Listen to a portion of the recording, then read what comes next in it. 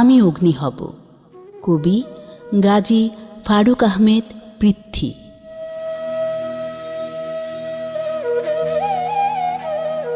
আমি অগ্নি হব, এবার আমি সত্যিই অগ্নি হব। আমি অগ্নি হয়ে নিজেকে পোড়াবো আর হব ধূপ। নিজের সমস্ত স্বপ্নকে পুড়িয়ে দেব তীব্র স্ফুলিঙ্গে। এইবার নিজেকে জ্বালিয়ে ছাড়খাড় করে দেব, ছাই ভস্ম করে দেব আমার সমস্ত দেহ এবং পঞ্জর। আগুনের লেলিহানে পুড়ে যাবে আমার চারপাশের অসংখ্য অসভ্য কীট পতঙ্গ, সহস্র মায়াজাল, ধূম্রজাল। পরিষ্কার হয়ে যাবে আমার চারপাশের পরিবেশ। বিষাক্ত কিছুই আর রাখতে চাই না আমার আশেপাশে। আমি অগ্নি, হ্যাঁ, আমি মহা অগ্নি হব এইবার।